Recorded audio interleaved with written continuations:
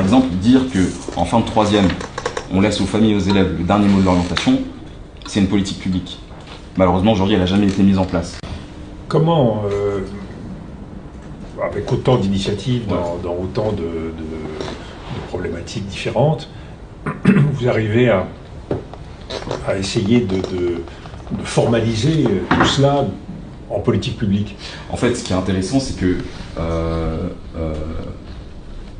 du travail qu'on a fait, c'est que d'abord, puisqu'on a ces trajectoires-là, on n'a pas de difficulté à imaginer des solutions. Parce qu'on a nous-mêmes été confrontés à ce problème-là.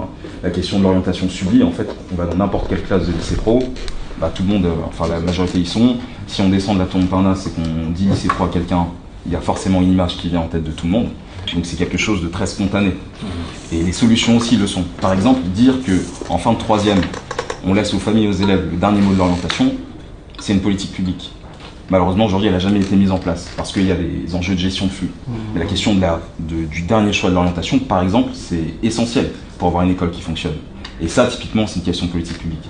Pour nous. L'image aussi. L'image, absolument. Par exemple, là Qui va envoyer son enfant? Exactement.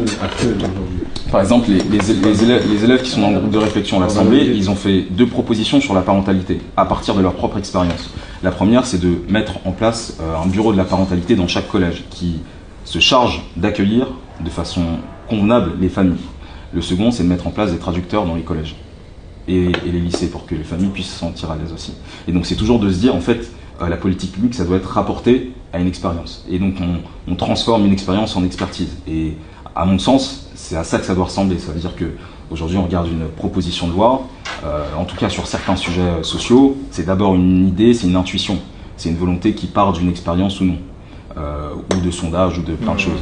Mais ensuite, ça se traduit dans le quotidien des gens. Et donc ça peut être le cas sur tous les sujets. Mais ce qui est intéressant, c'est que l'école en France est très liée à des schémas de considération sociale, liés à ce qu'on peut considérer comme étant bon ou mauvais dans les filières professionnelles. Il y a avant tout ça, il y a une certaine image de ces filières professionnelles qui font que les gens ont plus ou moins envie d'y mettre leurs enfants. Et on ne s'attaque jamais à la représentation de ces différents choix scolaires ou universitaires. Ce qui veut dire que la hiérarchie entre ces différentes catégories, elle n'est jamais remise en cause.